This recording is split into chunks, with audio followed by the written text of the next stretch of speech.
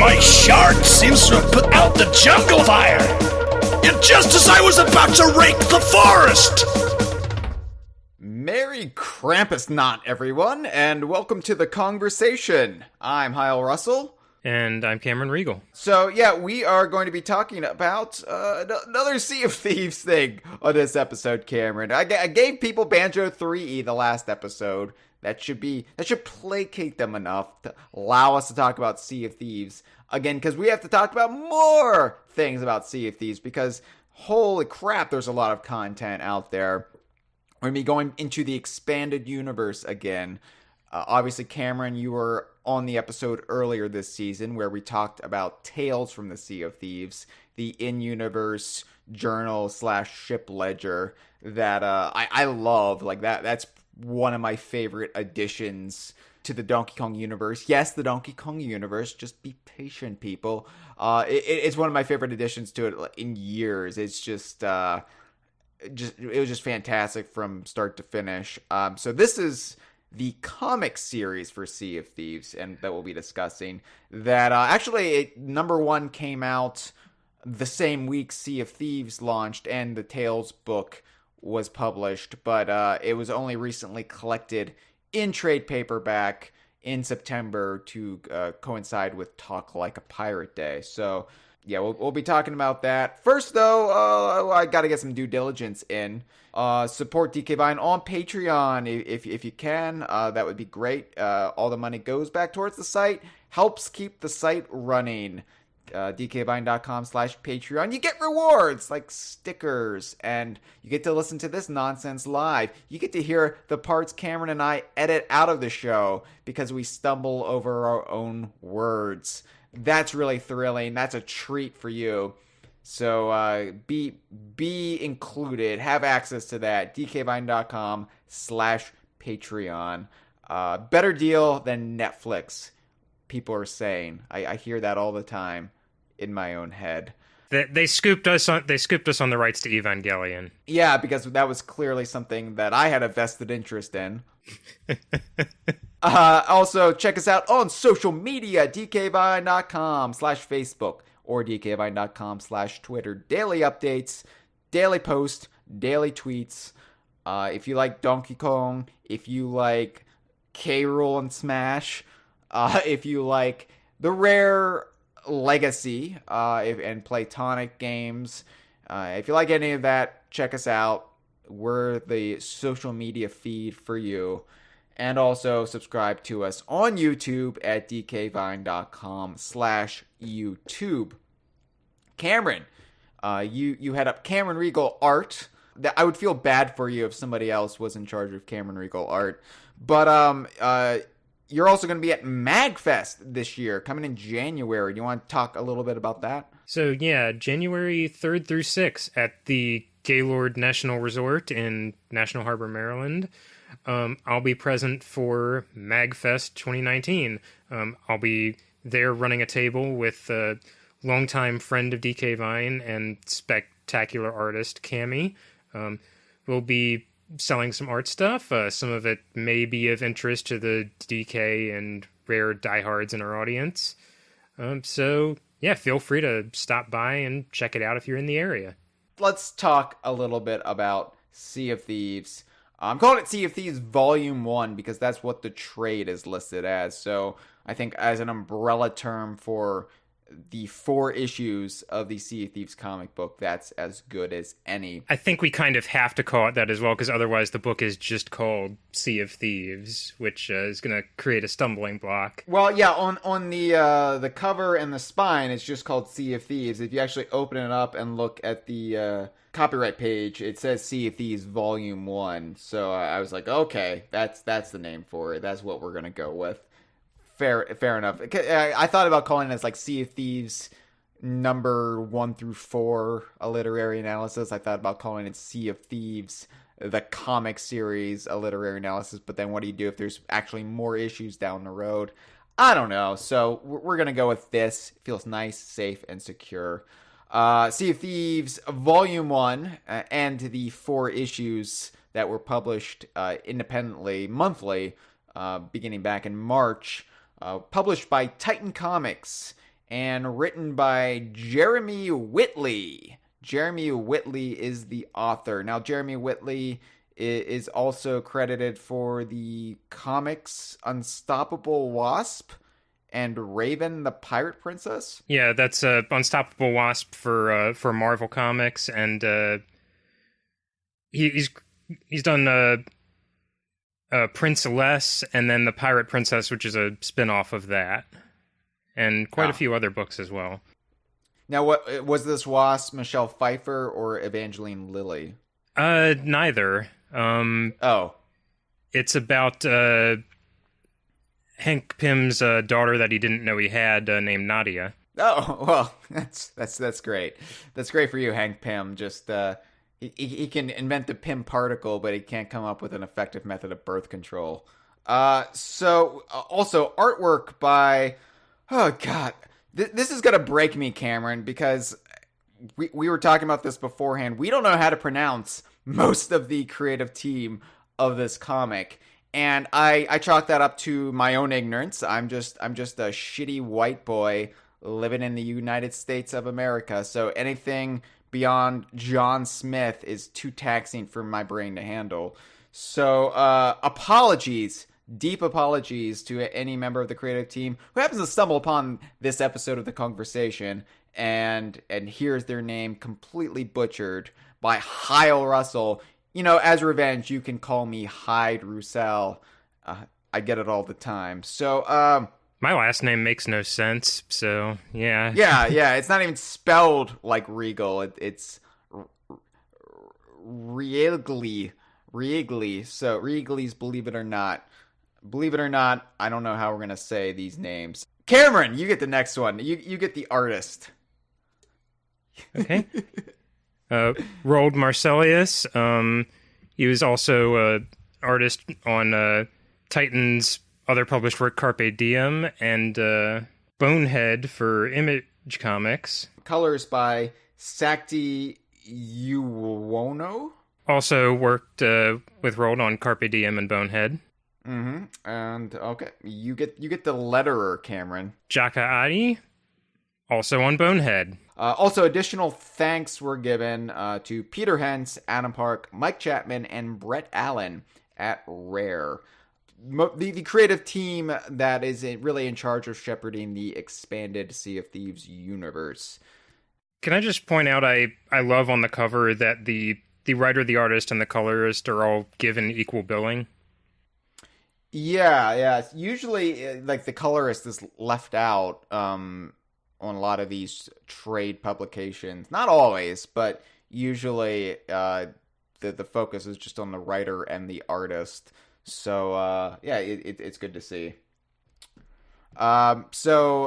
Just to also further clarify, because this is super interesting for our listeners, Titan was also the publisher that put out the Tales from the Sea of Thieves journal, ledger, whatever, back on March 20th.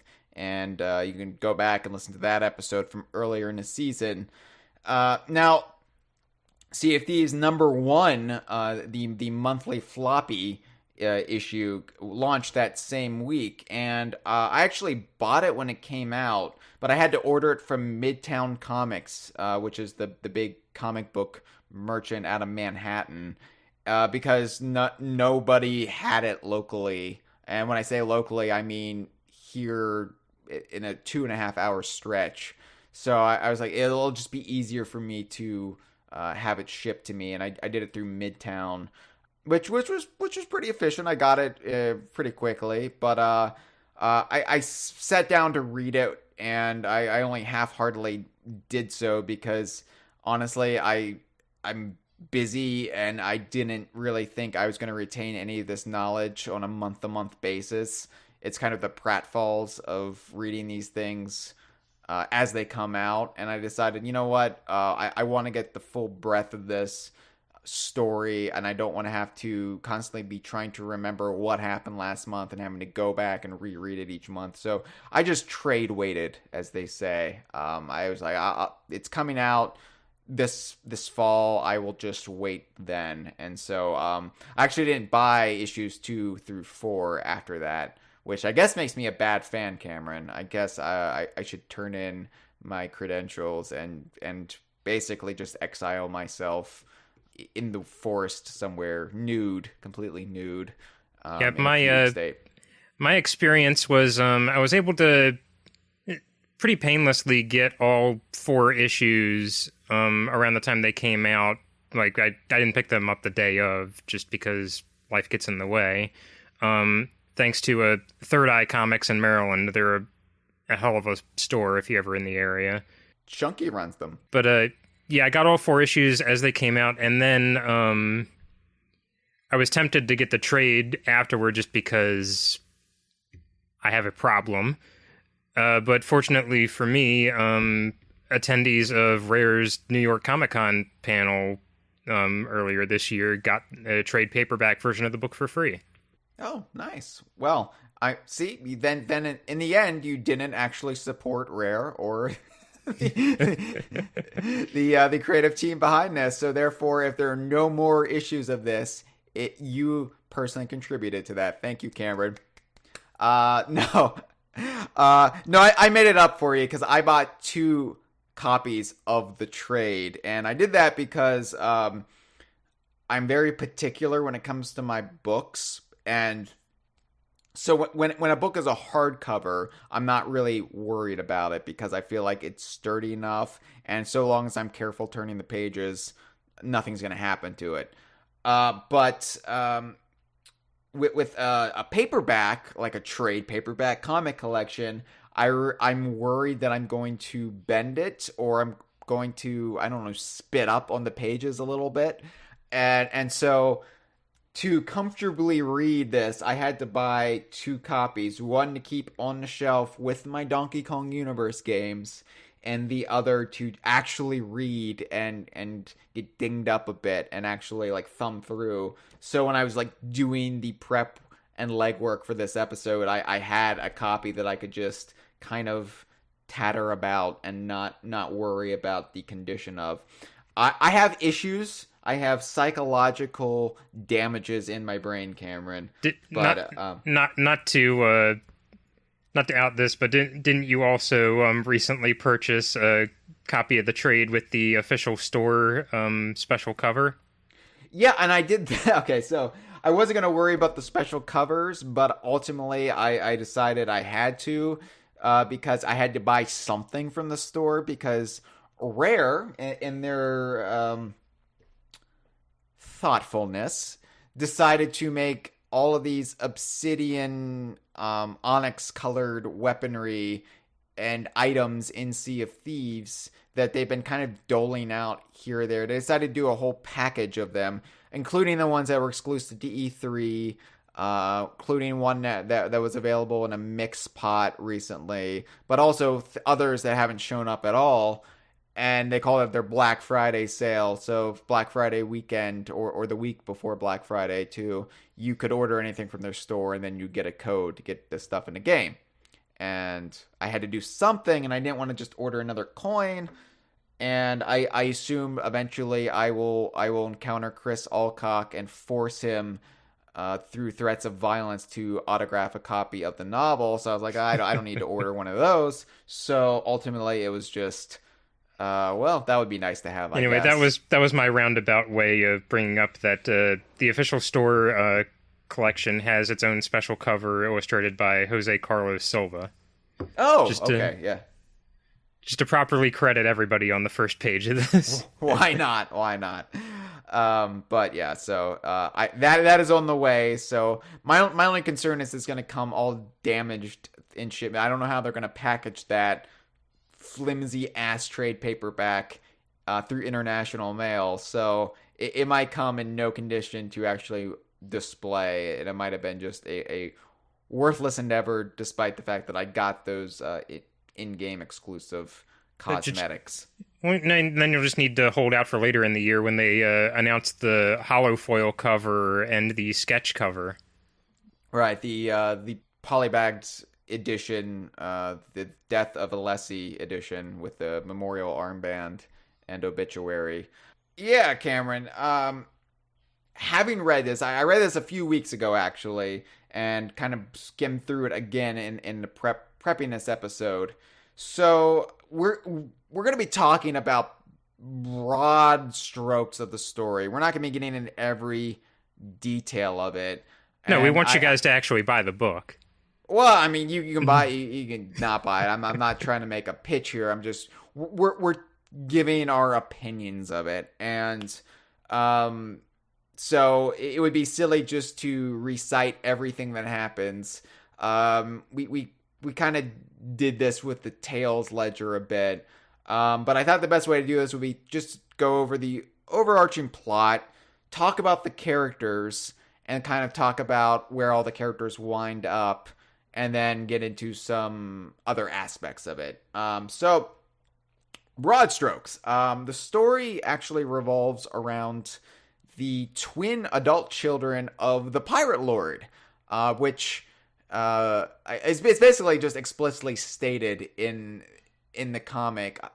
I forget if they actually refer to him as the Pirate Lord, but it's referred to as the greatest pirate who ever sailed. It's pretty explicitly the Pirate Lord. I think issue 2 they outright say it. And just for the record, I am in the process of reading Chris Alcock's novel Athena's Fortune, and there are some links between the two of these, but I will not be bringing up the links between the two of these in this episode. We'll do that when we talk about the novel, but I don't want to get into any potential spoilers for that novel. I want to give that one its due. But yeah, the Pirate Lord, who of course in Sea of Thieves lore is the greatest pirate who ever sailed, the one who first discovered the Sea of Thieves, and who is hanging around as a ghost man, as a ghost dad. Oh, I shouldn't do that anymore. I forgot. Sorry. But he, some references are tasteless now. Yeah, the Pirate Lord, he's the one who's basically set up this whole infrastructure of the Sea of Thieves. So when you start playing the game, like, various things that happen, including, like, why the characters resurrect, why the ferryman allows people to come back from the dead, that all can be attributed to the Pirate Lord. He's basically spurring on this golden age of piracy that's in the epicenter is the Sea of Thieves. So the twin adult children of the Pirate Lord are Lassetti and DeMarco Singh, and they were left behind a treasure map with coordinates that takes them through the Devil's Shroud to the Sea of Thieves, and also they're basically their inheritance from their father, because their father disappeared. He discovered the Sea of Thieves, and then he left the Sea of Thieves to start a family. And it's never explicitly stated where he settled down. And maybe Alcock's book gets into this a little bit. I don't know, but I assume that this comic series starts out somewhere in the Caribbean. It's not like explicitly stated where they are when it begins, but I would think that's a fair bet, considering it's somewhere close to the Sea of Thieves, but they're not. It's not like the Tales of the Sea of Thieves book where they start off somewhere probably in the UK. But anyway, he settles down. He has these two children. Eventually, he's got to go back because he just can't keep a pirate away from what his true love, his life. His love, his lady is the sea. Gotta say, Pirate Lord not winning any Father of the Year awards. He's a better father than Boggy, though. As far as the deadbeat rare dad meter goes, Boggy Bear, I think, is still up there, because in nowhere in this comic does it say that the Pirate Lord ever pounded off to erotica in the living room, or at least wanted to. Inviting his friend to do so with him. So, Boggy Bear, still the worst. Pirate Lord, he's not the greatest role model, but he's also the pirate lord, so you wouldn't expect him to be. I mean, that's like saying, "Oh, I'm Emperor Serial Killer." It's like, "Oh, you're the best at serial killing." Well, that's great. I'm gonna stay away from you, but bravo on being the best at what you do. He's the pirate lord. He's a shithead, but not as bad as Boggy. Anyway, so and he did leave an inheritance. The only problem was he never returned from the Sea of Thieves. So their inheritance was in the Sea of Thieves, and of course he buried it because he's a pirate lord. Unfortunately, though, Lassetti and DeMarco, they no longer get along. They've had a falling out.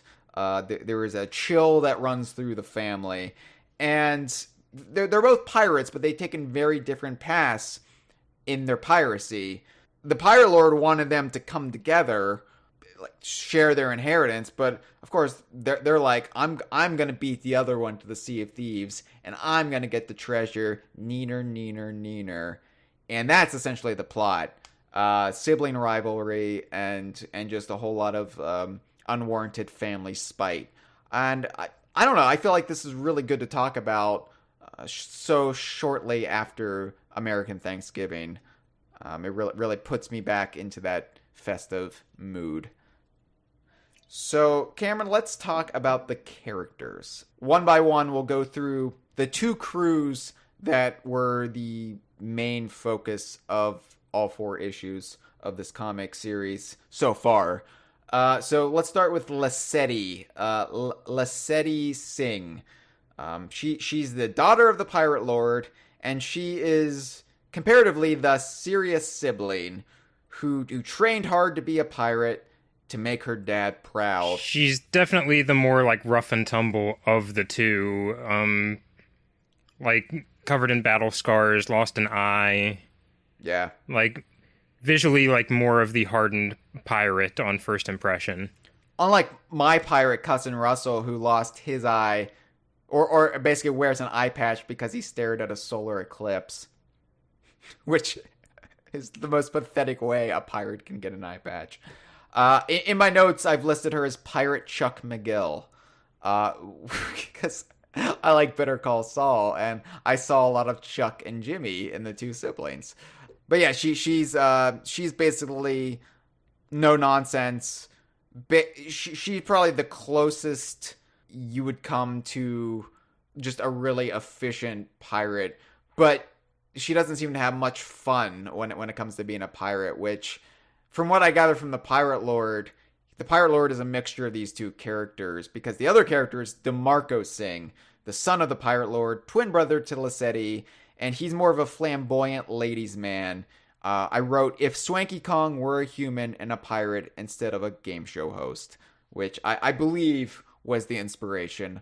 It was just oozing out of the pages. I've got to say, something that happened with DeMarco. Now, I've read through this comic twice. Once before Rare announced the arena and that DeMarco would be present in the game, and once after it.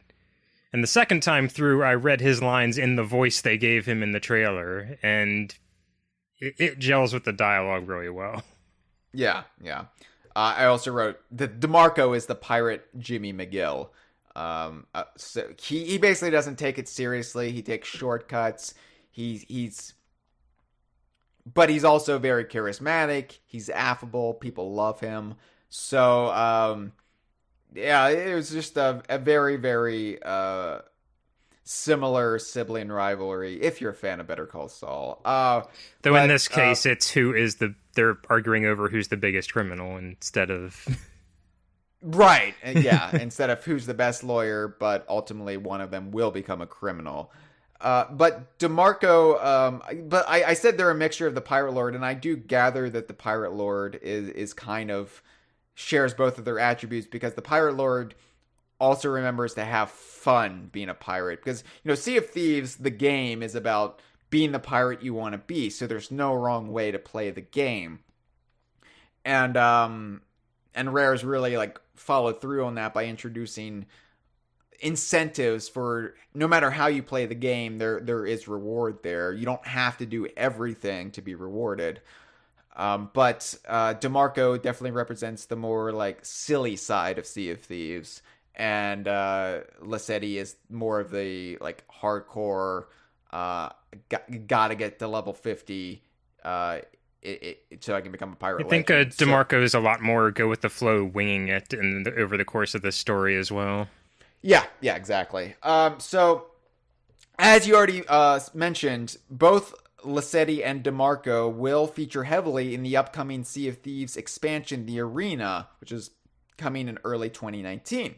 And they seem to serve as the instigators and essentially the host, I guess, of the new mode in the game, which will be the first instance of the expanded universe characters actually making their way into the game rather than just being alluded to. So it's kind of a big deal. I guess it's the equivalent of Grand Admiral Thrawn finally appearing in Star Wars, like Rebels or something. Except in this case, we only had to wait less than a year for this to happen rather than decades. But they both have their different crews. And so these are kind of the supporting characters. Well, they're supporting characters for the narrative, but we spend almost just as much time with them as we do Lassetti and DeMarco. So they're all main characters essentially. Yeah, and the way things line up, it's just like the game. These are crews of 4 people apiece. Yeah, we'll talk about the very, very conscious ways it tried to emulate the formula of the game in a little bit, because it's both one of the most admirable and one of the most frustrating parts of the comics for me. So Lassetti's crew, remember, Lassetti is the serious, no-nonsense, hardcore pirate. She's got Oscar Seamark. Everybody just calls him Seamark in the book proper, I believe. Right, because Oscar is a terrible name. He is a retired soldier. No offense to anybody listening to this who happens to be named Oscar, and not Oscar, by the way. It's Oscar with a G. Retired soldier. He's a retired soldier that I presumed is from the British Navy, although his biography kind of leaves that intentionally vague. But he's essentially the brute force of the crew. He looks like badass pirate Santa Claus. He is built like a tank in this artwork. Yeah, so he's the muscle. He's the fighter. He doesn't take shit, essentially. There is what I don't know if he's my favorite character in this, but he's definitely the most intriguing character to me. Naveed is a mysterious doctor from the Arabian Peninsula, which is what his biography establishes. And I should say that in the back of every issue, they gave a couple character biographies, which are all then compiled at the end of the trade paperback, so you can kind of get more insight into each crew member. And up until that point, it just kind of alluded to in dialogue. But it actually helps to read these biographies as you're reading the story, because it does help flesh out these characters. I would recommend doing it, or else it's gonna take even longer to get acquainted with them. Anyway, he's a doctor who wishes to explore the natural curiosities of the Sea of Thieves up close, because he thinks he can derive newfound cures from the vast array of plants and wildlife to be found in the Sea of Thieves. He's able to negotiate his way onto Lassetti's crew when they're leaving the tavern, the Unfired Pistol, somewhere in the Caribbean at the beginning of the story, because he saved another crew member, Melee's life, because she was choking on a bullet. He earns the respect of Seamark and somehow gets on the crew because of that. But despite this, and despite some medical knowledge, I think it's quite clear that he's supposed to be a quack. There's like a dramatic irony with Naveed, the way he's characterized, because I think you're to understand in universe his methods are questionable and just sound like you said, like quack science or quack medicine, but he's kind of a way for the comic to lean on the gameplay mechanics and the way we know the world of Sea of Thieves to work. So when he's describing to characters the medicinal benefits of eating a banana with the peel on it, he sounds completely insane, but in this universe, that's the way it works.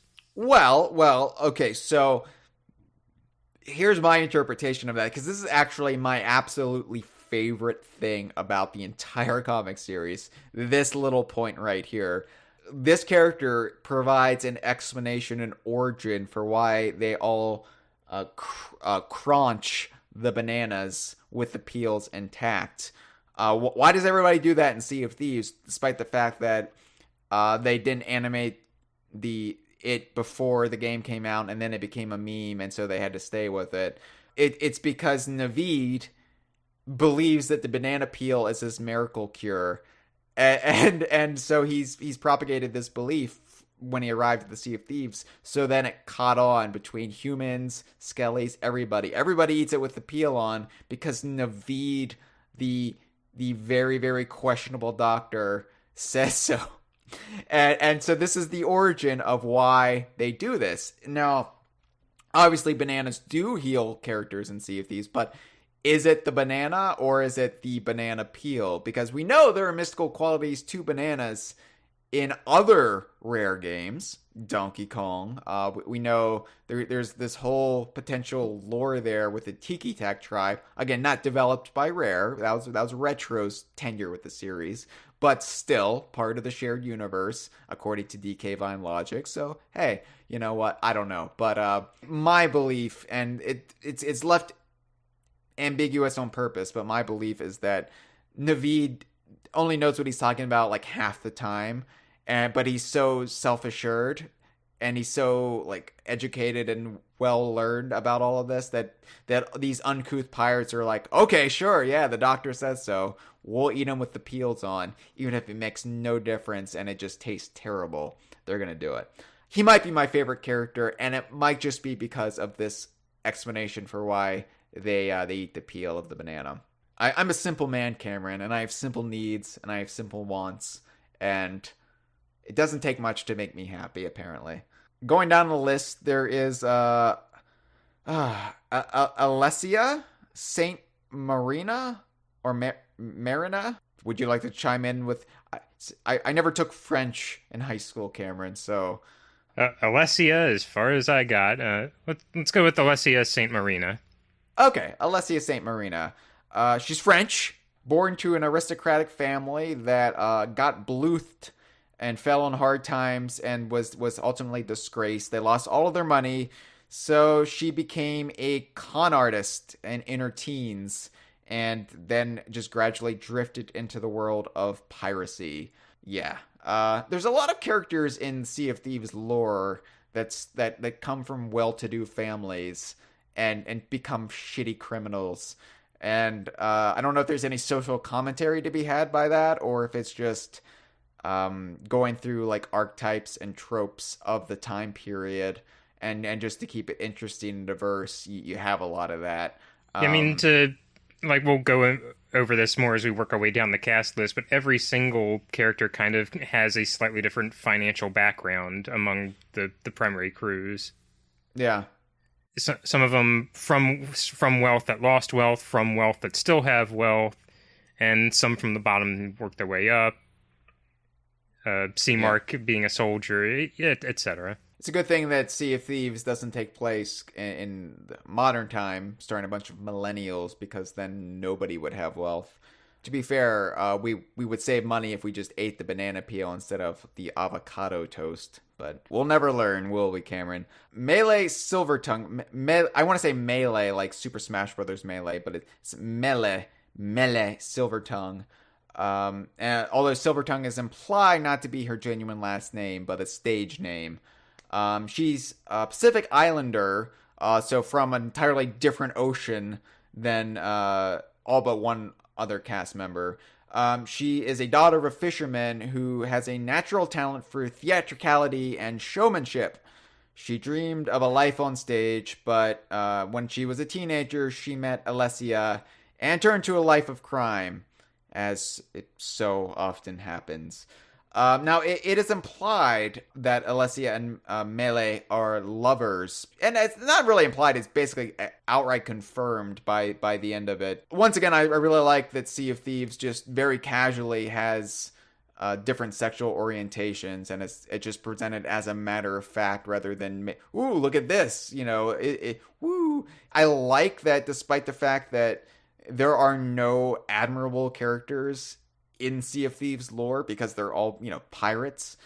There is just kind of this openness to their lifestyle and this accepting, I don't know, viewpoint. There's a like quick casual bit of dialogue in this book that I like really love, and I'll just like, we're not going to quote lines from the book verbatim all the time, but I really like this. It's from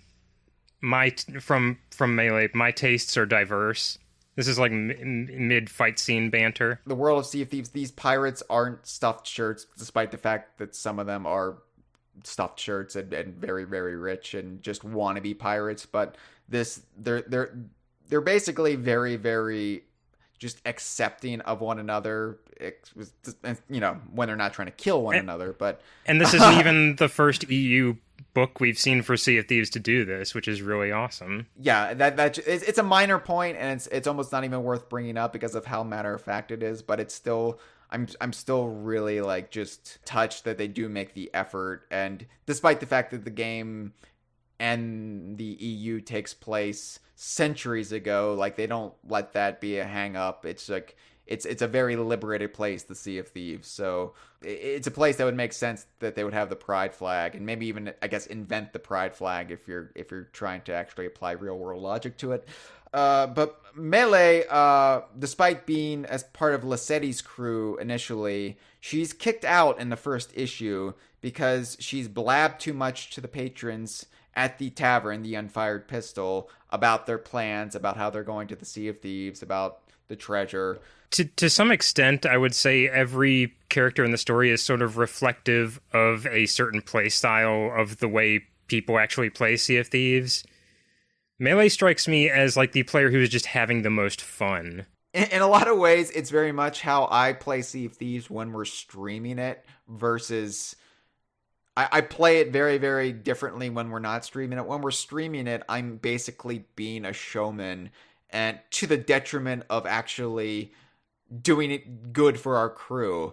I mean, answer subject to change, but I think, like, of any character in this book, like, the way I play Sea of Thieves is most identifiable with Melee, who is having fun and can also get super, super intense when situations arise that cause it. There was a lot of thought put into the cast here, that especially since, they up until when this was being written, up until the point they would only have the technical alpha and the closed beta to go off of how people are playing the game. So they did a really good job of going off limited data at the time to create characters that could very much represent the way people were going to play the game. So it's very, very commendable that Whitley was able to do that. But yeah, so she's kicked out of Lassetti's crew, Melee is, and so she joins up with DeMarco, who at the beginning of the first issue doesn't really have a crew because he is not a planner. He just kind of flies by the seat of his pants. So DeMarco, at the beginning, he's only paired with the character Rin. Rin, how do you say her last name? Arai? Rin Arai, I think. Rin Arai, okay. She is a Japanese bounty hunter who was hired by DeMarco for protection to help procure the map to the Sea of Thieves left to him by his father. So she's short-tempered, very hot-headed, generally unpleasant, and will just as soon murder you before you even have a chance to strike up a bargain with her. She represents everybody you meet out at sea who you want to help, you want to strike up a mutually beneficial relationship, and they just straight up murder you. See, I didn't really see it that way. I just kind of saw her as like the no nonsense one. She knows what she wants, and that is exactly what you get with her. And I think it's like to her detriment that she's paired up with DeMarco at the very beginning, who is very go with the flow, and well, it's your money's coming, I promise, don't worry. And yeah, she's not really having any of it. Melee joins the crew, but then there's also another crew member on DeMarco's team. It's either Philip or Philippe, and Philippe I think would make more sense, but it's spelled like Philip, so I'm gonna go with Philip for now. Philip Martin. In my notes I wrote he's a Portuguese fancy man with political connections. He's basically a fop. He's foppish. If this were maybe a century later, he would be wearing a powdered wig. He's very clean cut. The other crew members like point out he's pretty naive. Yeah, he's portrayed as like young, early 20s, and he reminds me a lot of Flameheart, the way Flameheart was presented in the Tales from the Sea of Thieves book, where he's just naive. He wants to be a pirate because he's the romanticism of it. He's drawn to it, but he's not cut out for the lifestyle. He's extremely trusting. He makes a lot of mistakes, but at the other side of the coin is he's extremely loyal, and that leads to some, commendable, mutually beneficial relationship building later on. Hints at some hidden depths, and him being smart, if not street smart in the way that a pirate kind of requires for you to stay alive. Once again, like there are similar archetypes here that were seen in the Tales from the Sea of Thieves journal, and I don't know how much of that was intentional or just serendipitous, but yeah, I would love to know how much cross collaboration there was between the various branches of this EU that has kind of run the gamut of every way of conveying a narrative in print form. Yeah, especially since the comic and the Tales book were being created at the exact same time. It's not like Alcock's novel, which had the benefit of being written or at least published later on. Which I feel like Alcock's novel works very well as a companion piece to this book, but we'll get to that episode when we get to that episode. Right. So eventually, these two crews, they chase each other, reach the Sea of Thieves. DeMarco reaches it by following Lassetti's ship and through the Devil's Shroud, and they, after a madcap mayhem going around the Sea of Thieves, they eventually both face off at Discovery Ridge, which is where the map says the Pirate Lord left the treasure. But then at the end of the third issue, Rin shoots Alessia and murders her. She's dead. Spoilers. So that actually, weirdly enough, helps kind of break the tension a little bit, because everything becomes a little bit more real then. But the hostilities between the two groups was taken to the natural endpoint, so everybody kind of backs off a little bit. And then it's at that point where they essentially, besides Melee wanting to then murder Rin, they decide to unite as one to uncover the Pirate Lord's treasure, which the only way to do so would be for both Lassetti and DeMarco to share a drink. So they had to come together anyway. Womp womp. But they bury the hatchet. They uncover the treasure, which contains an unfired pistol, which in real quick, so the tavern that they met at the beginning of the series was the Unfired Pistol, which actually the Pirate Lord founded or established when he left the Sea of Thieves to start his family. He started that tavern called the Unfired Pistol, and it was called the Unfired Pistol because he had a pair of pistols that were, I guess, charmed or cursed, maybe, or I don't know. But basically, whenever anybody's in proximity of this pistol, nobody can fire a gun. Their guns jam. So that meant that this tavern was a safe haven for pirates, and there could be stabbings aplenty, but nobody could shoot each other. But it was one of a pair. In the treasure chest was the other unfired pistol, along with a whole lot of gold. And so, the crew's happy, but oh no, Skellies are attacking. And luckily, Alessia comes back to life at this point, and that's actually, well, we'll talk about that. And she helps rescue them from the Skellies. Comics, am I right? Well, yeah, she comes back as a guy in a visor and a suit of armor and a cyborg. It's the weirdest thing. No, they all escape from the Skellies, and they basically unite as one super crew as they start their new life together in the Sea of Thieves. So yeah, Alessia, the French aristocrat who became a thief, she dies. Rin shoots her. It's a whole thing.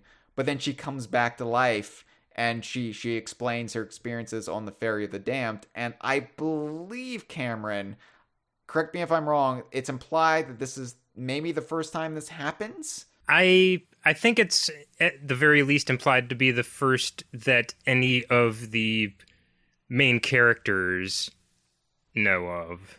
It's not common knowledge, at least, that this would happen at this point. No. Because, so this is very early on as far as the narrative up until this point and the characters are concerned, Alessia is dead.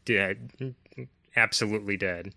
And in the Tales journal, at the very least, when it gets to Diving Bell and that whole part of the journal, it's common knowledge by that point that you can come back from the ferry.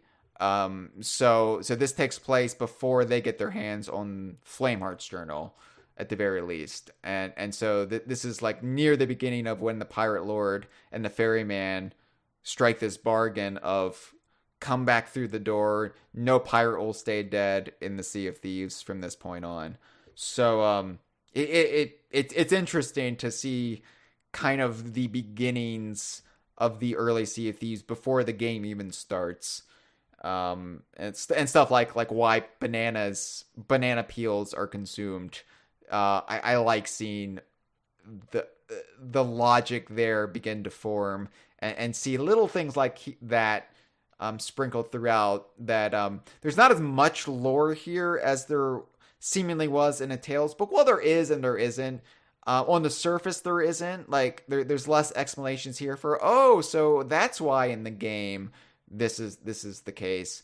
But as far as like the characters in mythology that are slowly being sprinkled back into the game, there might be just as much, if not more, in the comic than the Tales book. Yeah, I'd say the Tales book was it was like designed to inform the world with the framing device of a story, and I think this is kind of the reverse of that. Yeah, I would agree with that. Yeah. Now there are other characters from the games, or from the games. Why plural? The game. There's only one Sea of Thieves. There's other characters from the game that actually appear in the comic series too. So real quick, there's Humphrey the Gold Hoarder, who he's unnamed in the comic, but so in the comic they go to Sanctuary Outpost after arriving at the Sea of Thieves, and they meet the Gold Hoarder there, the guy who lives in a tent. I think every single setting in this comic, bar the tavern where they start, is a real location in the game. It is. I actually made sure of that, and weirdly enough, so Cameron, you know the theory about where the entrance to the Sea of Thieves is in the Sea of Thieves? Let's pretend I do. Okay, so there's an archway, a rock that's an archway in the middle of what was the middle of the map before they added the Devil's Roar. And allegedly, whenever a new player joins Sea of Thieves, lightning strikes this archway. And if you go underwater and you look from a certain angle, you see the Ferry of the Dam in this like nebulous void in this rock. Look it up. There's a YouTube video about it. It's really really cool. But And if you clip under it, do you end up in the control room of the K. Rool's flying machine? yeah, actually you do. I don't know. I guess Rare thought, we got away with putting Greenwood Village in Jet Force Gemini. Let's try this. But the theory is that this archway is where ships actually enter when they exit the Devil's Shroud. With that in mind, I actually charted where these characters came in, and going to Sanctuary Outpost actually made a lot of sense. So their actual journey in the comics completely matches up with the game. Yeah, Humphrey is unnamed, but he is the Gold Hoarder on Sanctuary Outpost in the game, and the art of the character completely matches up with his character model. So they got that right. So it's Humphrey the Gold Hoarder, and he basically freaks out at Lassetti's crew when they bring up the Pirate Lord, and then he claims the Pirate Lord stole treasure from them, which later on the Skellies also claim that. So yeah, but it's also actually pretty accurate to his dialogue from the game, Humphrey's dialogue, because he's kind of Gollum-esque when it comes to his gold. He will go from 0 to 10 like in a blink of an eye. He just freaks out and starts raging about his precious. Yeah, there's some unspoken baggage with the Pirate Lord hinted at in this comic. Yeah. That seems like is set to be developed later. Even more so than him being a deadbeat dad. Like, oh yeah. He like, you think of him in the game as kind of this benevolent figure, like pirate Santa Claus, like this all loving pirate figure who has benefited all pirate kind, but he's still a pirate. He's still a criminal, and yeah, there's kind of a darker side alluded in the comic, at least. Madame Olive is the Order of Souls representative on Sanctuary Outpost. And so she's here in the comic as well. Naveed helps remove a wart from her chin with a banana peel. Well, I don't know if the wart comes off, but he says to put the banana peel on it and hold it on it for several days, and the wart will dissolve. Yeah, we don't actually know if it worked. No, which helps feed into my assumption that Naveed is a fucking fraud. Because there, in no way does that sound like it's a plausible scenario for getting rid of any skin deformity or abnormalities. So, was the Merchant Alliance represented here on Sanctuary, or did they leave that out? Philip, I believe, talks to someone from the Merchant Alliance, but you don't explicitly meet their representative. Okay, yeah, that's what I thought, but I did remember Philip mentioning it and saying their political connection, his political connections excited them because they want to expand. Yeah, they found out that Philip has connections in high places in Portugal, and they give him a map because of that, because they want to expand and become their trading partner. Right.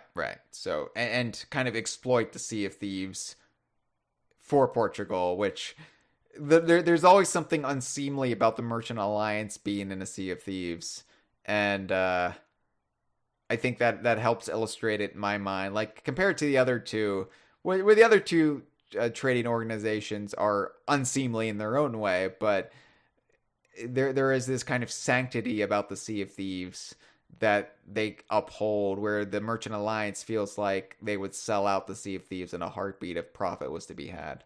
Like, really, the most altruistic organization in the game thus far is the Bilge Rats, in my opinion, because they're just there for the fun of it. And they just come up with the ridiculous challenges for the pirates, and come up with holidays, too. So, like the Festival of the Damned. So, I like the Bilge Rats the best. So anyway, there's also the Gold Hoarder. Now, not the Gold Hoarder. It's not like Humphrey, but the Gold Hoarder, the Skelly Gold Hoarder that has been featured so much in pre-release artwork in the trailer. Rare had commissioned a statue based on him. There is the Tataku toy figurine for him. He's one of these characters like Flameheart, who is like one of the most high-profile characters to not be in the game just yet. Yes, but so Flameheart, the Tales of the Sea of Thieves journal focused on Flameheart, at least for the first half. Focused on Bell and crew for the second half. And then the Gold Hoarder appears here at the end of the comics, number 4. He's leading the army of Skellies chasing the then united crew, claiming that that's their treasure, give it back. Yeah, it's implicit that he's some kind of the head honcho of all the Skellies they have altercations with throughout the book. Yeah. Really shouldn't be listening to this episode if you haven't read this comic, by the way. I assume either people have, if they're listening to this, or they just don't care, at which point, It would be very hard to describe basically anything in this book without the spoiling key plot elements for you. Unless you just religiously listen to every conversation and you're like, maybe I'll read the Sea of Thieves comic someday, I don't know. And then we just ruin your day by talking about it. But I very much doubt that's anybody's scenario. So yeah, the Gold Hoarder does physically appear here, which I guess marks his first appearance proper. You know, I just realized something that This stood out to me when the book came out, and I've kind of forgotten how big a deal it was since. But this book establishes that the Skellies are capable of human speech. Yes, and it was weird to me at the time when they first meet the Skellies in the comic. I believe it's the end of the second issue. And you think it's another crew on the island, and they're actually wearing clothing, and they're kind of like hiding their Skelly form. Yeah, it's a dramatic reveal that they're skeletons. They take off their hat, and the one Skelly says, "Trust me, you'll miss that skin once it's gone," in reference to... Well, in context of the book, they're trying to start a fire because they're cold. They don't have any... meat on their bones. Is it Alessia who approaches them initially? Oh, Alessia approaches them around the fireplace and uses the phrase, you know anybody with something to warm my bones? Asking for a drink. And they're understandably offended by that. Although, it shouldn't be surprising that Skellies are capable of human speech just because the implication... We know Captain Bones, who of course infamously ran the Twitter... account Ask Captain Bones during the very early days of Sea of Thieves hype, starting with E3 2015. Captain Bones, while he hasn't physically appeared in-game, he is implied to exist in-universe because you can buy his tankard, and several of his tankards, actually. And so you can't have Captain Bones without having a very witty, sardonic Skelly, so... I think it's always been implied that they can speak, but... It's at least always been implied that their mental faculties are still there, but I don't know that they were physically capable of it, because in-game, all you tend to hear is their snarling. Right, but they're not zombies. They've never been portrayed as just, like, straight-up, like, mindless, shambling hordes. And since we've also had Salty the Skeleton Parrot as well... That's true, This comic predates that. Yeah, so it does add up. I also really like the artistic flourish added to the Skellies in this. That Cameron, did you notice like they've got the green ethereal light emanating from their eyeballs? Yeah, they've got a creepy, as you said, like ghostly glow coming from their eyes, and they're drawn really expressively to be creepy in a way that's like slightly different from the game, and I really appreciate it. Yeah, but the ghost light it's the same green glow that appears when you die in game. That's what consumes your body, and it's the same like that you see on the Ferry of the Damned, and that emanates from the skeletons themselves, the higher end ones. Once you remove them from their bodies. So I like that whatever this like soul juice is, it's consistent throughout the portrayal of death across Sea of Thieves. But anyway, yeah, that's the Gold Hoarder's first appearance. And of course, the Gold Hoarder was only just now recently alluded to in Sea of Thieves. Stitcher Jim in. Oh, crap. Forsaken Shores. Forsaken Shores. Sorry, because I was like, Devil's Roar? No, that's the I know, Legion. I know. It's Devil's Roar, Devil's Shroud. It's Forsaken Shores. I stumble so much now with Forsaken Shores. And now we've got Shrouded Spoils coming out. Already out when this episode goes up, but it's between that. It's just there's too many similar things that reference one another but aren't the actual names that they represent. Anyway, the Gold Hoarder was just recently alluded to for the first time in Sea of Thieves with Stitcher Jim apparently working for him or working with him several months into Sea of Thieves, and they're only now like they've alluded to Flameheart earlier than this. A big part of Cursed Sails was about Flameheart. Yeah, there's been a gradual build up with Flameheart from like offhand lines from NPCs to finding like remnants of his old ship, presumably in Cursed Sails. Yeah. With the Gold Hoarder, it's kind of been a lot more hush hush. Which is weird because the Gold Hoarder was initially much more of the prominent of the two. He appeared in the cinematic trailer, but he's on the cover of both the art book and the Athena's Fortune novel.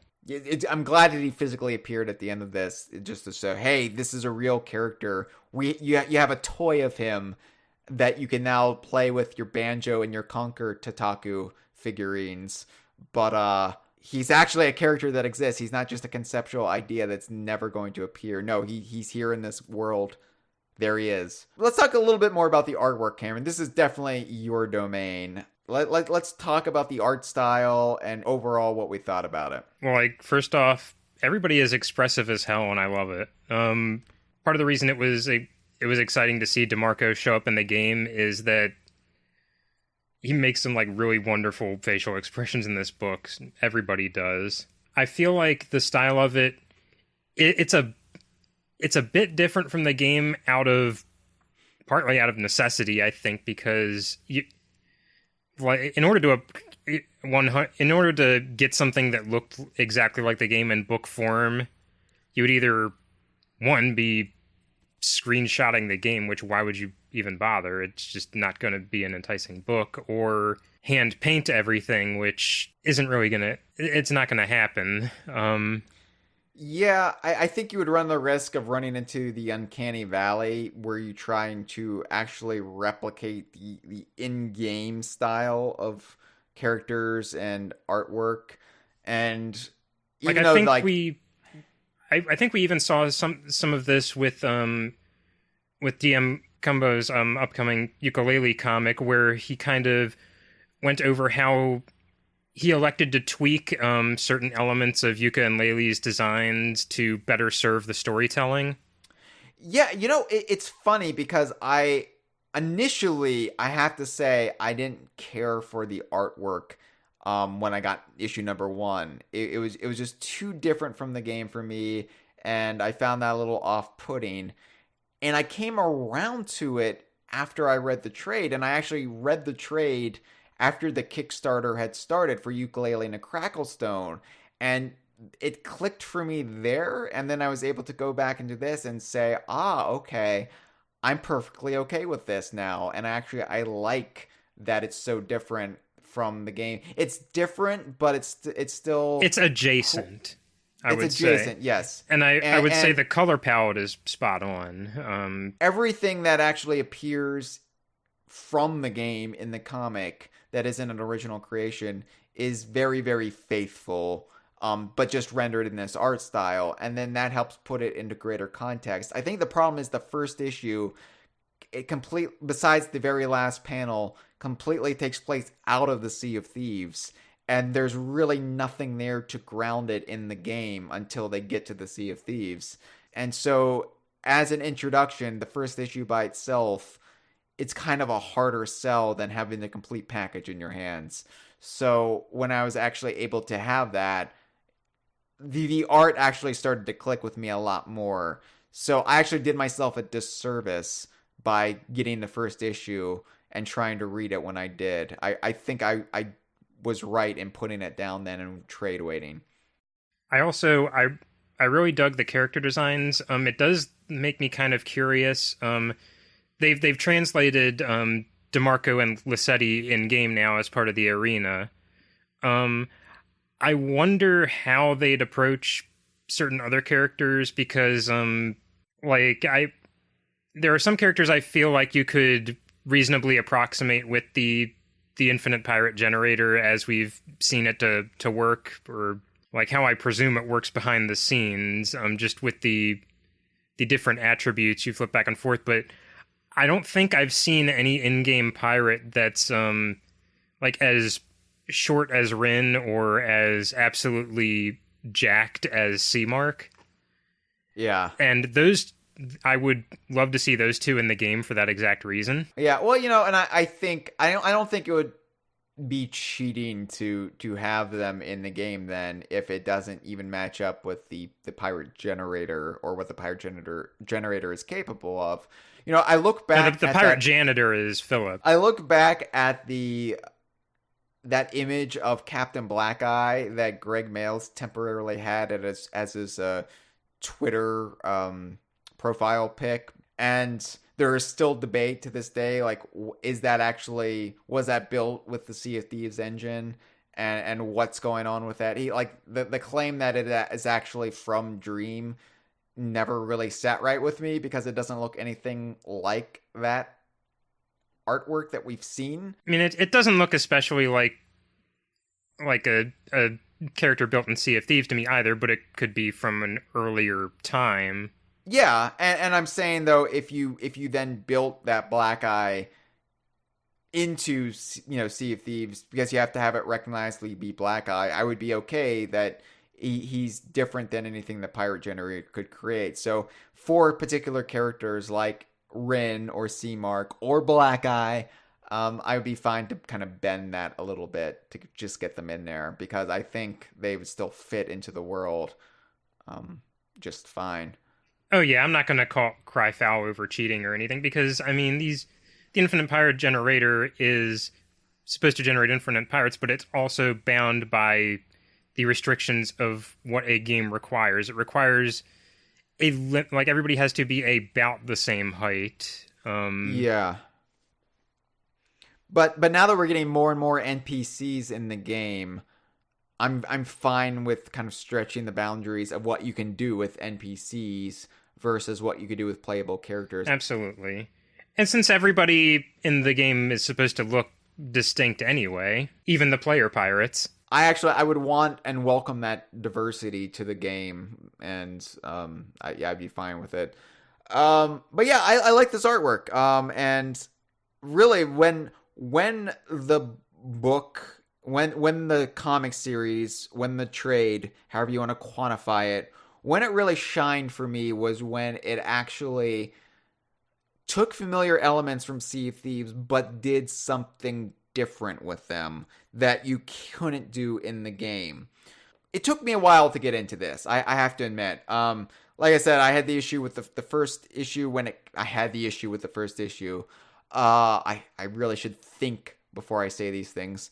I had my problems with it when it came out, put it down, picked up the trade. It took me about 2 issues to really get into this.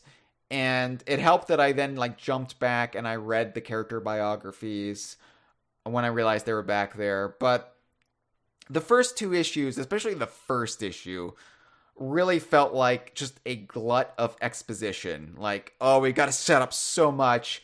Here we go. Lots of talking. And then it became briefly a greatest hits showcase of the game itself. And this aspect was really slowed down, I think, in the last half of it. But it was still prevalent during all 4 issues. And just just to kind of illustrate this, I have listed everything I could find that's a direct reference to the game and has characters performing actions that you can perform in the game, only in the form of a comic panel. So here we go.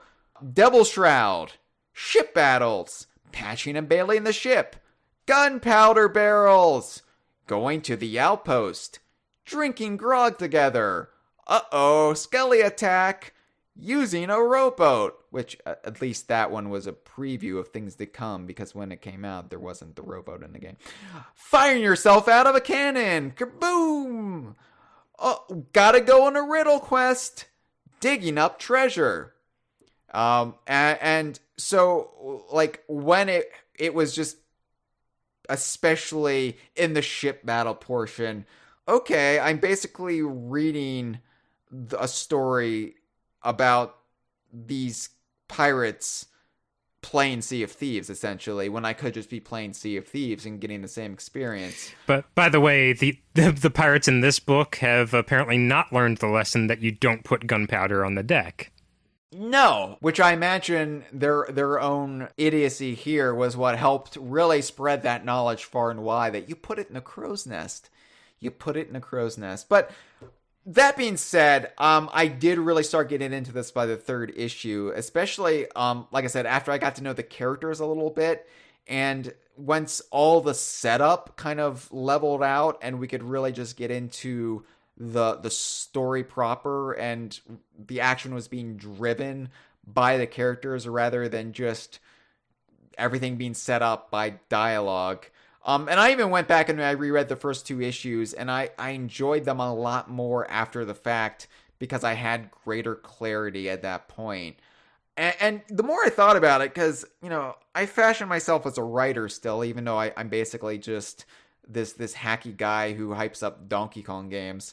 And Jeremy Whitley had a very, very unenviable task with this comic series. And I didn't realize that until after I read all of it and I put it into perspective. So yeah, he had to craft a narrative that incorporated and showcased the basic mechanics of Sea of Thieves, because this is a Sea of Thieves comic, and I feel like there's probably this assumption that you've got to kind of showcase the game a little bit in the form of the comic. He had to tie it into the greater lore that Rare is slowly doling out, and the most like flabbergasting thing about all this, he had to juggle 8 original characters in only 4 issues of comic. So for comparison's sake, the average comic book story arc that's usually collected into a trade like this is 6 issues, and it's usually telling a story that's either not as ambitious as this, or it's using characters that have been around for decades that the reader is familiar with, or has a much smaller cast to set up if it's an original work of art. I'd also call attention to just the importance of, like, in the context of when this came out, this was a story that started being parceled out right alongside the launch of Sea of Thieves, and was probably ready to go in its entirety. Yeah. Before any major updates to the game had been made. And you kind of think of, not only are you limited only to what's in the game so far, and presumably what Rare was comfortable letting the creative team in on, but you can't play your hand too soon with the story and go into anything that would upset the narrative dole out in the game either. This is basically the most thankless job I could imagine as a writer. So the more I think about it, the more I'm just kind of blown away that he was able to do it. He was able to pull it off, and I finished the comics satisfied and wanting more. I was kind of upset that it ended when it did, because I wanted a 5th issue. I really hope that we get more down the line and they're just taking a break with it to let the game catch up. This is listed as Volume 1 by Titan, so I'm hopeful that they're hopeful that there's going to be more, and it's not just something that's never going to happen, but it looks better if you list it as Volume 1 rather than a complete package, because we're consumers and we always want more of a property. We got to have sequels or else it's not worth our time. But as I said, the character bios at the back of the issues and that were collected at the back of the trade did a great job of filling in and confirming basic backstory to the characters that's only alluded briefly in dialogue. So that really, really helped get me to know and understand these characters, because they are basic archetypes and tropes. And, for 8 characters, you're not going to get beneath the surface for a character like Seamark. So knowing the broad strokes is very, very helpful, and then you get a lot more comfortable with them as it goes on, to the point where, like, when Alessia died, I was like, oh shit. Like, and if that had happened any point sooner in the story, I would have just been like, oh, okay, this character is dead now. I don't know who this character is. Okay, that surfaces the plot, I guess. I've read comics for most of my life, off and on, but it's been a part of me since elementary school. This is kind of one of the more impressive feats I've seen, a work-for-hire video game tie-in that's able to do as much as it did without falling on its face, and left me wanting more. Like, as a fan of Sea of Thieves, I was satisfied. I was also satisfied with it as a standalone story. Would somebody who's not a fan of Sea of Thieves get into this? I think there's enough in there that they probably would. Like, if you like pirates, I think this does a Surf Soul job of kind of dipping its toe into the broader world without being confusing or off-putting. I think there's absolutely appeal to it as just a good pirate story with a likable cast, though, man, I really do want to see these characters' stories continue, whether that's in another comic or in the game. Right, and I'd be perfectly fine, as much as I would like to see more comics, if they could just kind of continue the narrative, or at least the life story of these characters in-game. That would be okay too. That'd be cool too, because it's all part of the same shared world, so I would be fine with it. And that's kind of the fun thing about an EU, is how it feeds back into the core property and how it influences it, and vice versa. So, but yeah, I was impressed, and it's an exciting time, Cameron, for the expanded universe of rare properties or rare inspired properties, because of course we just saw the successful Kickstarter campaign of Yooka-Laylee and the Cracklestone, and not only was it successful, they hit their first stretch goal, and they get the holographic cover, the shiny embossed whatever cover. We've got that Canon with Yooka-Laylee, and it got me thinking, what other Donkey Kong universe or rare properties would we like to see adapted into a canon, that is the important word there, canon comic expansion next? Because this whole notion of an EU expanded universe, actually first a thing with the Viva Pinata cartoon show, although I don't think DK Vine really appreciated that for what it was at the time, because historically, we had things like the Donkey Kong Country cartoon show, which DK Vine's staff at least held that as non-canon. I know there are a lot of fans of the show, and there are those out there who say, well, the cartoon could take place before the games. I guess I should also say that there's been other comic media incorporating Rare's characters, of course, because but more in in more of a promotional tie-in sense than even this is, because it tended to be like the Blast Corps one-shot comic that ran in Nintendo Power, or the Perfect Dark comic that was in the Player's Guide. Killer Instinct had a comic in the mid-90s. Killer Instinct actually had an ongoing book recently, a limited series, I suppose. I don't know my comic terminology too well when something only gets a few issues, but very much in the in the same way that Sea of Thieves got issues. Yeah. Back in the 90s, something like, a Killer Instinct comic, I would view that like, well, yeah, that's cool, but that's not canon with the games because it's going to be ignored because Rare didn't really have oversight into it. It was just basically, okay, you can use our characters. It's kind of like what really set the tone for it with the Super Mario comics that were done. I believe Valiant was the publisher who did those. They're cool, but it's like the Super Mario Brothers Super Show, or the Donkey Kong Country cartoon show, or there's just too many inconsistencies. It's not actually overseen by the creators of the game. At the very least, I would say even like the Super Mario Adventures comics were fairly faithful to the game, but you know that it's never going to come back and be reflected in the games. This is something a bit different.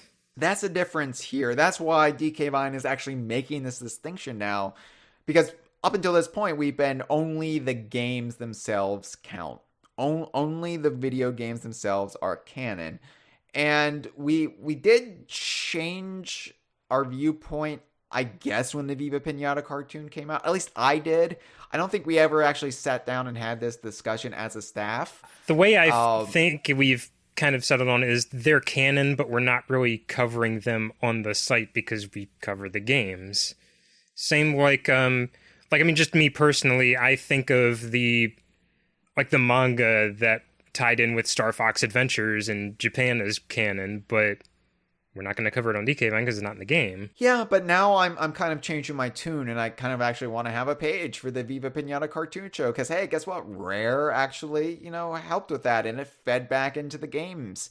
And it got Baron Von Ghoul on TV. It got Baron Von Ghoul on TV. How many times can you say that?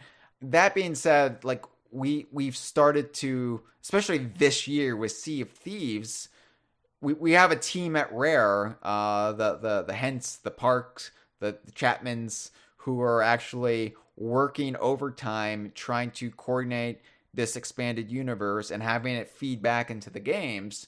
So the comic, the Tales from the Sea of Thieves ledger, the Chris Alcock novel, all canon with the game, all influencing the game. It should even be said, one of the reveals at New York Comic Con is that there's going to be additional Sea of Thieves comics. And I didn't bring that up before because they're specifically said to be about the trading companies, so we don't know if it's going to follow the same story as the cast we followed here. The world, they ain't done yet. The novel is not the end of the road for the EU in Sea of Thieves. The exciting story of Philip helping open up trade with Portugal. And then we got Ukulele and the Cracklestone. DM Combo just got it successfully funded, and that's coming next year. A nice big graphic novel. Comics terminology, Cameron. This is a trade paperback we're talking about in this episode. Ukulele and the Cracklestone is a graphic novel because it's coming as one complete package from the start. So obviously this is all being shepherded by Rare and Playtonic. Two different sides of the same coin when you look at, the historical lineage there. But what other Donkey Kong Universe or Rare properties would we like to see adapted into a comic book next? A canon comic book. This is a touchy subject for me, again, because I would be very, very on edge if a Banjo-Kazooie comic was announced, because that would be a dream project for me to be creatively involved with, unless it was a writer-artist like DM Combo, because then I would be a little bit more, okay, I can't draw, that's fine. Have at it. You've earned it. So, Cameron, if you were doing a Banjo-Kazooie comic by yourself, I'd be completely okay with that. Okay. I have that in audio now. Although I have some suggestions that I will politely pass on to you that you can feel free to ignore, but they're really good suggestions. I'll let you start. What do you think? Well, specifically about Banjo, or just what would I like to see in general? No. What would you like? The entire Donkey Kong universe. What would you like to see adapted into a comic next? Not adapted into a comic. Continued with a comic. Expanded into a comic. That's a tricky question, because I think of how we discussed the Sea of Thieves comic is different from other comics we've seen of these characters, is that the Sea of Thieves comic can kind of step on some toes a little bit more because it was planned concurrently with the game. I feel like any story told in comic form about, say, Banjo-Kazooie, or this is what DM Combo is doing with Ukulele. This is even kind of the same dilemma Team Dakota ran into with Conquer in a different medium for Conquer's Big Reunion, is you want to continue the story, but you don't want to step on the toes of anyone who might continue it in the form of a video game. Yeah. So I feel like maybe the best sort of way to do this, depending on the property, might be to, one, tell a completely new adventure that still leaves the status quo intact at the end, sort of like, a filler episode in an anime, but still gives you some material to work with. Grunty's Revenge is kind of almost that in video game form, like, because it takes place between Kazooie and Tooie, and it kind of fills in blanks that didn't necessarily need to be filled, but you get an interesting story out of it regardless.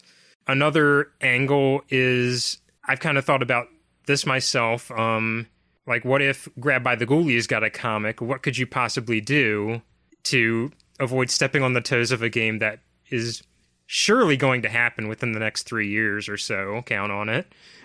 I think you'd have to give away winning lottery tickets in every issue to get people to buy a Grab by the Ghoulies comic. And I say that as a huge Ghoulies fan. I think they will slowly have to, like, chip away. Maybe the secret plan is to secretly chip away with Sea of Thieves updates until the game has transformed into Grab by the Ghoulies 2 so gradually that nobody notices. But anyway, to get around that, maybe you can build a story out of what you have that maybe wasn't explored in the game. Like, say, I don't know, you could do a story about, like, what Amber was doing the entire, like, later half of the game after she's rescued and you're controlling Cooper. Like, I was thinking, like, with Banjo-Kazooie, like, there are so many gaps, so many years without an adventure that you wouldn't want to just, like, pick up and say, this is a new adventure with Banjo-Kazooie. Because as we saw, like, Nuts and Bolts had the character, put on weight, and just, like, there was a passage of time that was reflected. And it would feel like a narrative cop-out not to have that in a comic. And then you don't know it. Well, there's going to be a sequel one day, probably. So we don't want to step on any toes. So why not, like, go back? And you brought up Grunty's Revenge, but I'm thinking, like, why not tell a specific story, say how Banjo and Kazooie met? That would be a fine comic to do. Wouldn't step on any toes, but it would fill in this important part of the lore that's never been addressed in game. That would be a cool thing. I'm thinking to an example that just occurred to me from what I've read of it, of how to kind of take this approach is IDW a while back did comics about Back to the Future.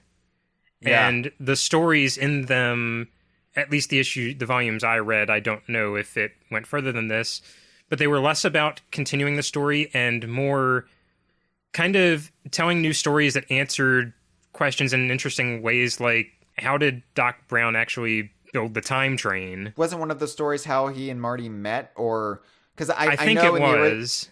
I know in the original script it was basically something shady, like Doc Brown bought beer for Marty in order to have an unpaid assistant, and they obviously had the good sense to not actually put that in the final film. But I believe the comic version was a lot more innocent than that bit of skeeviness. You could do like an anthology type series that kind of jumps around, focusing on different characters and parts of the timeline, which I think would be the best route to go for Banjo. Absolutely. You could even mine the characters that aren't Banjo and Kazooie, like, Spotlight Klungo. That can Spotlight Klungo one shot. That can be your comic. Or making sense of the whole Mumbo Gruntilda rivalry, because it's been contradicted or retconned. Yeah, or even like why Humba Wumba and Mumbo hate each other so much. Right, get into the whole like shaman magical side of the community there, and their weird interpersonal relationships and rivalries, and that would be like a really fun. And you could have Banjo and Kazooie kind of on the side, but not actually the focus if need be, or they could be like, the story could be related to them by Mumbo, so you could have an unreliable narrator. There's a lot of fun things you could do without stepping on any potential game's toes. You mentioned like Team Dakota with Conker's big reunion, and like they were very cautious. Like they even only had to take place 10 years after Bad Fur. They didn't even have to take place in the present, just to kind of keep it safe. So, and they kept things deliberately ambiguous. And I really like Big Reunion, but I think that would be almost a riskier way of going about it. Just the fear that you would be stepping on toes, and eventually the developer would just have to say, we're just going to have to ignore that. It doesn't matter. It's just EU, which is what you absolutely don't want to happen as a creator, what fans don't want to happen, and really what the studio in charge of the property shouldn't want to have happen anyway. What Rare is working so hard now to ensure it doesn't happen with the Sea of Thieves EU. And I was thinking, well, what about Donkey Kong? Because once upon a time, Chad and I did make a pitch to Archie Comics about Donkey Kong Country. I never really foresee that. Like, best case scenario, we actually got that gig. I wouldn't even view that as canon. Like, because for me, Nintendo, I don't know. Nintendo EU, like, even their like officially licensed stuff, like the Splatoon manga, is that canon? I don't know. For some reason it just feels different when it's Nintendo. Am I wrong in that assertion? Well, the thing is, this is territory we haven't really seen Nintendo breach in a while. I mean, I haven't read the Splatoon manga, so I can't comment there. Maybe like when the Super Mario Brothers movie comes out from Illumination, because Miyamoto is involved with that allegedly, so maybe that will be the first canon EU for a Nintendo property. And even then, there's a difference between like, it might be like canon, but is it like the same continuity? Right. Yeah. Like it's no less an official product. That's not in dispute. It's, can you connect these dots, or are they parallel lines? Is it an adaptation and like the Marvel Cinematic Universes to Marvel Comics, or is it part of the same universe? Like allegedly, let's say Iron Fist is to the Marvel Cinematic Universe, which not well is the answer there, but it's still supposedly part of the same shared universe. So yeah, I mean, these are interesting questions, but I don't know what Nintendo could do to really get me on board and say, hey, that's canon, that's absolutely canon EU. It's different with Rare, it's different with Playtonic.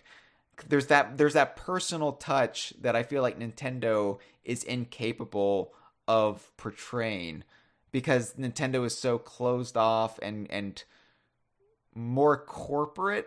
Even though like Rare's owned by fucking Microsoft, it still feels like Rare is this collective of humans. Maybe it's just because we've met them, but I don't. And they're more in front of the camera now. I don't even know if I'd go that far. It kind of feels like, to an extent, there's a tighter lock on at least the Nintendo properties like we follow on this site.